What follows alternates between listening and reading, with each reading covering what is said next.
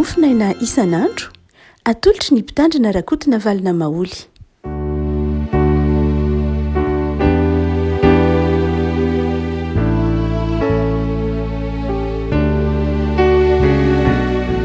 Fahamiraba antsika ry avako malala tratrety talata faharoa amby roapolo ny volana aogositra ity. Ny mofinaina voalahatra ho antsika dia ny bokin'ny apokalipsy. Apokalipsy toko faharoa andiny ny fahavalo ambin'ny folo sy ny fahasivy ambin'ny folo. Apokalipsy toko faharoa andiny fahavalo ambin'ny folo sy ny fahasivy ambin'ny folo vakitsika amin'ny anaran'i Jesosy. Ary soraty ho amin'ny anjelin'ny fiangonana ny Tiatira, izao no lazain'ny zanak'Andriamanitra izay manana maso toy ny lelafo ary ny tongony tahaka ny varahina mangano andro.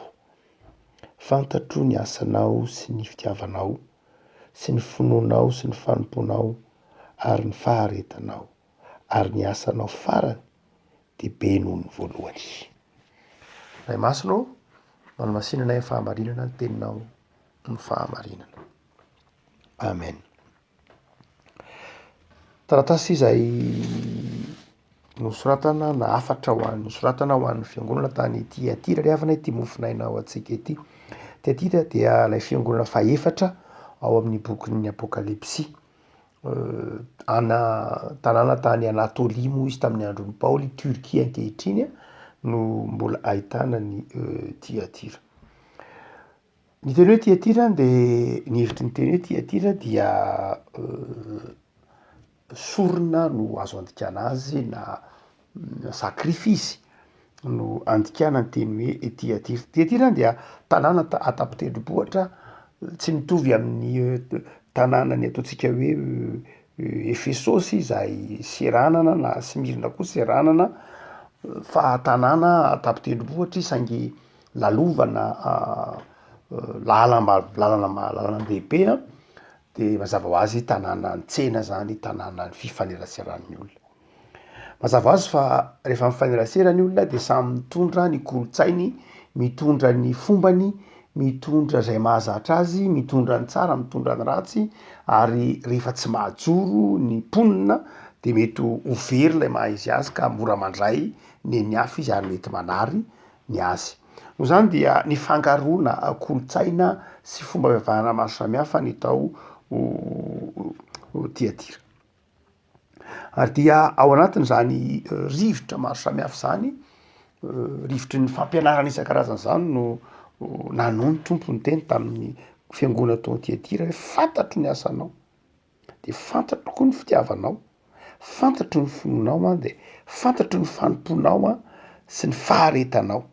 Ary rehefa mandinika ny fiainanao ary fiangonana tany Tiatira hoy ny tompo dia ny asanao farany dia be noho ny voalohany, izany hoe mandroso zany ny fiangonana tao Tiatira. Mandroso ary mandroso noho ny fananany fiangonana tao Tiatira, fitiavana, finoana, faharetana, fahafoizana.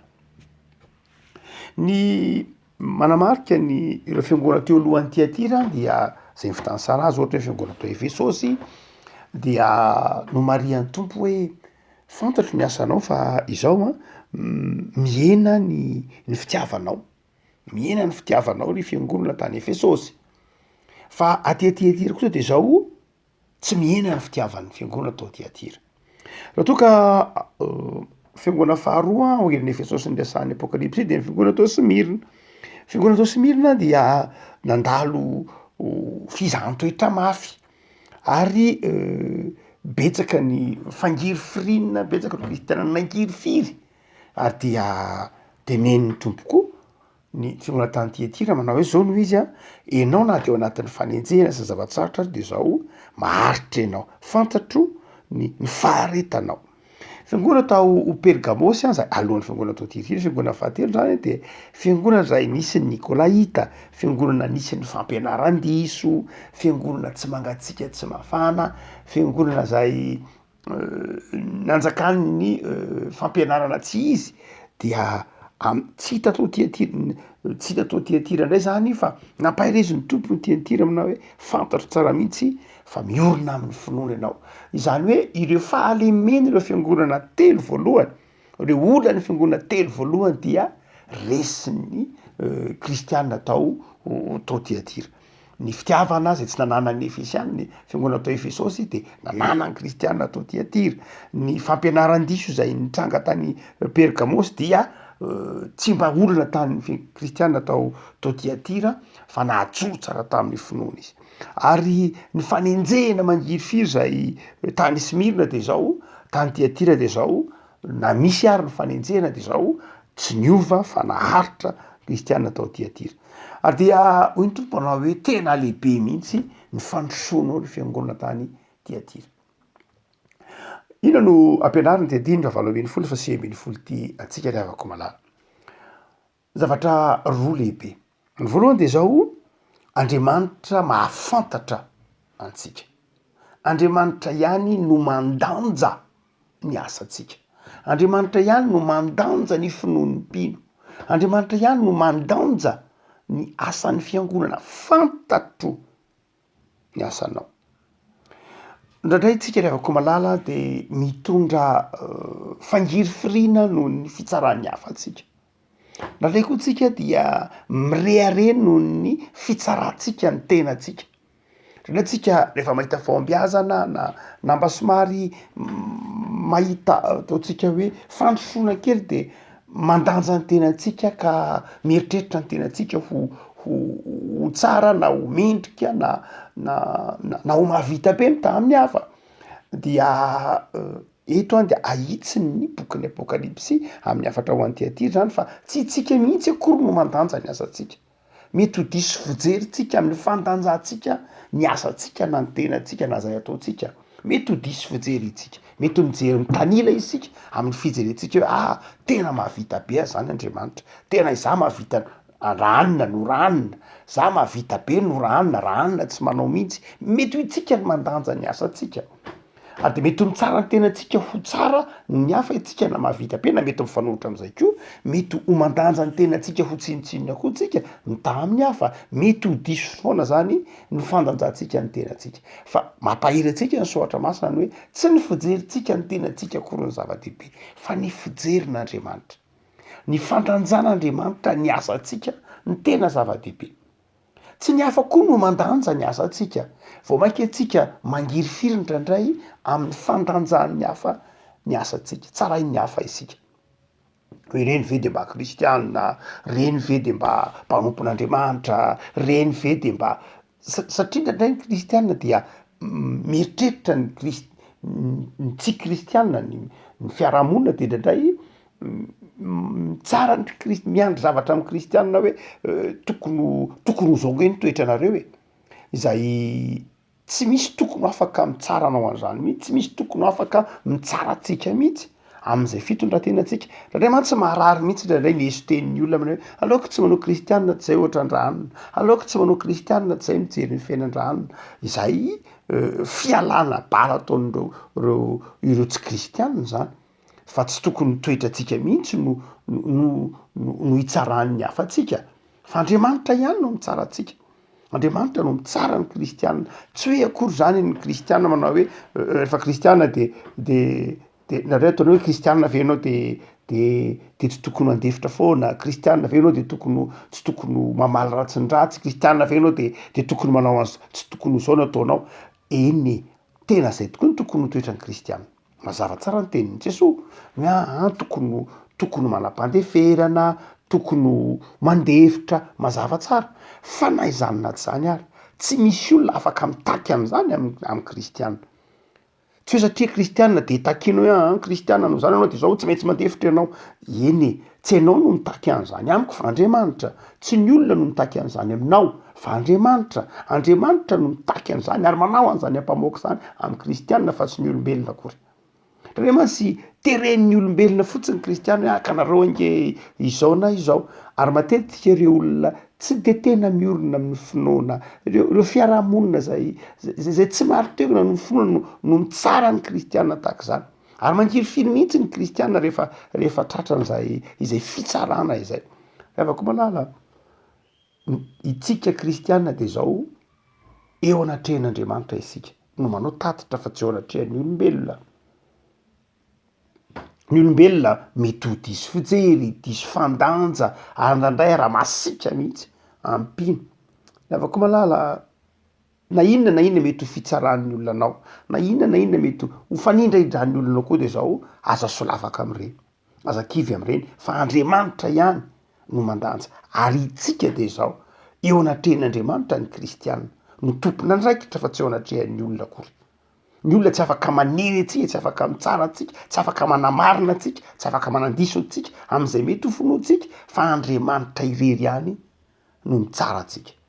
Ary izay mahatonga ny tompo miteny hoe mazava mana hoe aza malaky mitsara. Zany akory tsy milaza hoe tsy mponandraikitra am'izay fihetsikitsika io atrehan'ny fiarahamonina. Kristianina de tokony ho modely, kristianina de tokony ho alaitahaka, kristianina de tokony ho tsara fitondratena no hevon'ny fiarahamonina. Fa izao itsika no miaina an'izany, fa zavatra tsy hoe ny hafa akory no manery atsika an'izany mazava ho azy, fa itsika no mahatsiaro tena am'izay fitondratena tokony ataontsika eo anivon'ny fiarahamonina.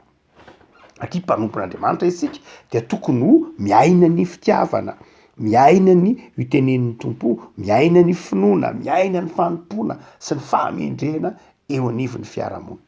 Ohatsy manao hoe izay ampahirizan'ny apokalipsy atsika ny tiafatra ity de ny hoe ny tompo ihany mahafantatra anao. Ny hafa tsy mahafantatra anao, ny tenanao aza mety tsy mahafantatra anao, fa fantatry ny tompo. Ny abetsaky ny finoanao, ny tompony mandanja ny fandrosoanao, ny tompony mandanja ny finoanao. Fa ny faharoa rehefa ao anatinao zay hoe faly amin'ny tenanao zay ianao satria faly amin'ny tompo anao satria Andriamanitra mahafantatra, mifetra mahafantatra mahainao anao. Fa ny faharoa zay aseho an'ity andinitsotra masiny ity rehefa koa malala de zao Andriamanitra dia papahery. Andriamanitra dia papahery. Hitan'Andriamanitra ny dingana ataontsika. Hitan'Andriamanitra ilay fiezahantsika. Ny Andriamanitra de zao rehefa milaza zavatra de ny azy ny tsara aloha ny teneniny aloha. Fantatro ny finoanao, fantatro ny fanomponao, fantatro ny faharetanao, kanefa manateny kely aminao ihany. Zany hoe ny an'Andriamanitra rehefa milaza zavatra de zao ny miabo mandrakariva ny lasa aloha. Mba ho fampahelezana antsika. Ary aorianan'izay de zao miteny hoe kanefa andininy faharoapolo manana teny aminao aho. Mifanohitra amin'ny fomba fijeriny zao tontolo zao. Ny fomba fijeriny zao tontolo zao de zao manao zay akivy ianao izy, manao zay akivy antsika izy ka ny tsy mety milazaina mandrakariva, ny tsy mety eo amin'ny fiainantsika, ny toetrantsika zay iny mandrakariva no voizina mba hampakivy, mba hampareraka, mba hampatrotraka dia atao mibaribary mihitsy ilay tsy mety eo amin'ny fiainan'ny olona anankiray. Tsy zay amin'Andriamanitra. Andriamanitra dia Andriamanitra papahery. Ary ny mahamaika an'Andriamanitra tsy ny mahakivy antsika. Ny mahamaika an'Andriamanitra tsy ny ahatsirovatsika hanameloantsika ny tenantsika, fa ny mahamaika an'Andriamanitra ny ampahery antsika mba hahatonga antsika afaka handroso ohatrano. Zay mahatonga azy miteny hoe fantatro daholo ny fandrosoanao, fantatro daholo ny fitiavanao, fantatro mihitsy ny fiezahanao. Fa izao kosa mba amboary ty, fa izao kosa mba hitsio ty. Afaka malala itony bokin'ny apokalipsy itony any de nosoratana mba ho fampaherezana olona ao anatin'ny ady sarotra. Aza antonoana fa tao anatin'ny fanenjehana ny bokin'ny apokalipsy na nosoratana. Kristianina nenjehina, kristianina nandalo fahakalana, kristianina nandalo fangiry firiana no nanoratany ny bokin'ny apokalipsy. Noho zany de raha mamaky ny bokin'ny apokalipsy ianao de aza antonoana fa teny fampaherezana. Tsy hoe mampitahotra be Andriamanitra ao amin'ny bokin'ny apokalipsy. Marina fa misy fampitahorana be lehibe hoe misy dragona be, misy biby isan-karazany, misy. Fa izao nosoratana mba ho fampaherezana izy. Ny Andriamanitra ao rehefa malala de Andriamanitra papahery. Ary ao anatin'ny fampaherezan'Andriamanitra nefany de tsy misaraka amin'izany koa lay fanitsiana. Tsy tafiditra anatin'ny mofonaina andininy faharoapolo ka hatramin'ny toy ny rehetra momba ny olan'ny fiangonana atao Tiatira dia izao lay ataontsika hoe compromission. Na hoe ny fiangonana atao Tiatira de fiangonana zay nanao tsikombakomba firaisana tsikombakomba tamin'ny ratsy. Nandray ohatra momba ny Jezebely izy, zany hoe lasa tsy nahajoro zany lay fiangonana tao Tiatira, tsy nahajoro fa nanjary nanaiky zavatra tsy mety, nanaiky zavatra tsy tokony ho ekena araka ny tokony ho izy, nanjary nanjaka ny Jezebela zany hoe tao moa zany dia eto Jezebela oharina amina mpaminany vavy zay nampijangajanga ny olona niara tamin'Andriamanitra, zany hoe nampanompy sampy ny olona. Nanjary tonga tao anatin'ny fiangonana tao Tiatira zany de nanjary nahazo toerana ny vola, nahazo toerana ny fialana amin'Andriamanitra. Raha ohatra ka mijery eo amin'ny tantaran'ny fiangonana dia ireo mpandinika tantaram-piangonana sasatsasany, tsy ny maro anisa akory, dia manondro hoe ny tantaran'ny fiangonana tany Tiatira de maneho ny tantaran'ny fiangonana nanomboka tamin'ny taonjato fahaenina ka hatramin'ny taonjato fahaenina ambin'ny folo. Ina mahatonga an'izany? Satria dia izy zao de miteny hoe ny fiangonana tao Tiatira dia nametraka olona ho ivon'ny fiangonana fa tsy Jesoa intsony. Zay no midika ilay teny hoe ary ny zanak'Andriamanitra zay manana maso toy ny lelafo, tongotra tahaka ny varahina manganohano. Dia io fa nahongan'ny kristiana tao Tiatira ka nosoloany any Jezebela, nosoloany rafitra zany izay nampiala ny olona tamin'Andriamanitra. Ka nanjary niivo tamin'ny olombelona, niivo tamin'ny fampianarana jihizy lay fiangonana tao Tiatira. Lasa niivo tamina rafitra manome toerana olombelona, rafitra manindraindra olombelona, rafitra manindraindra ataontsika hoe zavatra, fitaovana, vola, zavatra hita maso fa tsy ilay Jesoa intsony.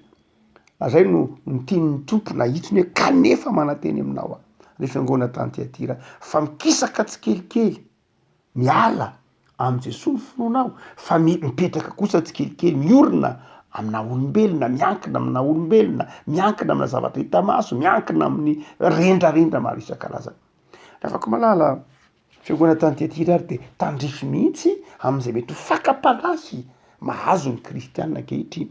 Ndraindray ny kristiana de manao compromission, ndraindray dia miray tsikombakomba amin'izao tontolo zao ny kristiana, tsy mahajoro, tsy mahavita miteny manao hoe eo anivon'ny tena, eo anivon'ny fiarahamonina manao hoe Jesoa rery ihany ange no izy, Jesoa no fiainana, ivelan'i Jesoa de zao tsy izy.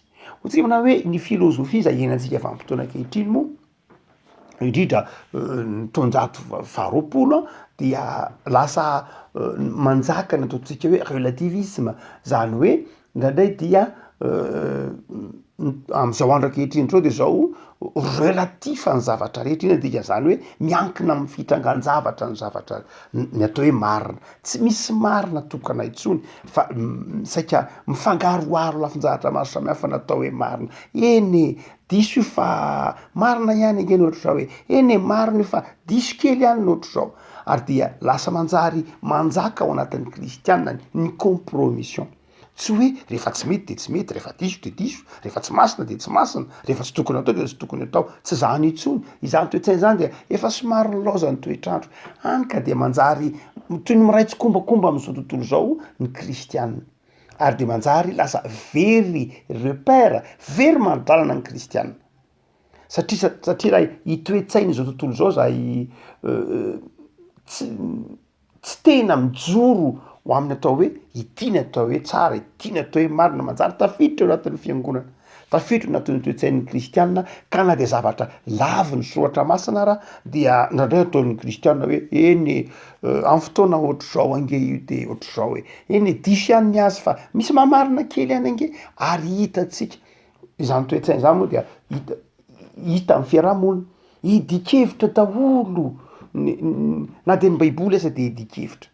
hitantsika eo anatin'le tambatsotra maro isan-karazany reny inina resahana ny fahalemen'ny olona anankiray mba hahafahana manamarina ny tsy mety atao, inina resahana ny fahalemen'ny fiangonana ahatsiaroa mba hahafahana manamarina lay tsy mety atao hoe ka alareo koa nge mba zao ko ahoana moa ny olona nitsaotro zao ka nareo koa nge mba izao ary de zany toe-javatra any manjary mahavery ilay marina ratsoatra masina, ilay tsara ratsoatra masina, manjary miaina ao anatina tsy kombakomba isan-karazany mpino eo anatrehan'ny fiarahamonina ka tsy manana intsony maridalana izay tokony izorana.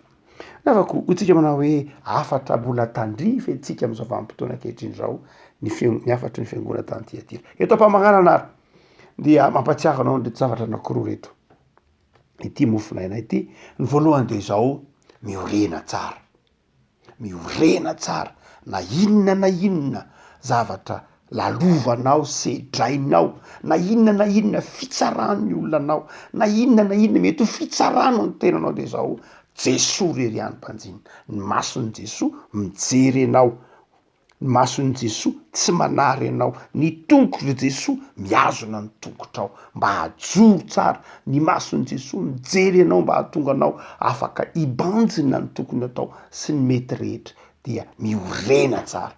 Fa ny faharoa de izao miambena koa ianao ry havako, miambena ianao, hitany ny Paoly manay ho anareo zay efa mijoro tsara de miambena ianao satria ny fiarahamonina misy anao de zao fiarahamonina mety ho mampenjera, mety ho mandavo, mety ho mampakivy, dio zany de zao miambena, aza variana. Ivavaky sika tompo am'zao anao zahay noho ny amin'ny afatry ny teninao amin'ny fiangonana tany Tiatira zay mbola afatra tandrify aminay amin'ny vanim-potoana ankehitriny. Manafatra anay ianao mba hiorina tsara ary manafatra anay ianao mba hiambina tsara. Fantatrao ny asanay, ianao ny mandanja ny fitiavanay ianao, ianao ny mandanja ny fahamasinanay, ianao ny mahafantatra ny finoanay sy ny faharetanay. Dia ampahirezo tompo androso hatrany, tehirizo mba androso hatrany mba tsy ho naman'izay mihemitra fa taony ho amin'ny fandrosoana ra-panahy. Mamelahany elokay am'izay mety ho fitavozavozanay, mamindrafo aminay.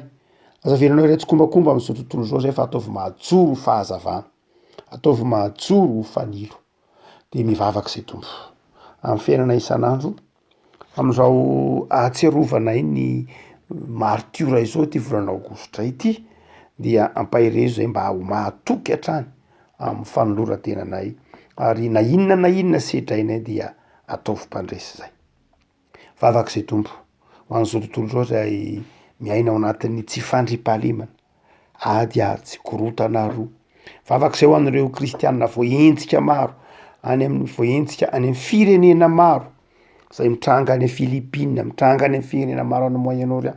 Trotronay ambavaka ny kristianina tompo mba azoninao, ho tehirizinao, ampifalianao ataovy mandresy. Ary mivavaky zay tompo ho an'ireo malagasy zay tratry ny fahantrano, tratry ny fahasahiranana, ho anay menakavy zay monina eto amin'ity nosy malalana ity zay mandalo fahasahiranana de ampahirezo zay tompo hiorina aminao. Ary de atao faly mandrakariva amin'ny fanoloran-tenanay ianao, havaozy isan'andro zahay mba ho zanaka manoanao, ho tianao Andriamanitra mihoatra ny zavatra rehetra. Misaotra Jesoa noho ny fitantananao sy ny famindramponao sy ny fahasoavanao andrakofanao anay isan'andro. Amen.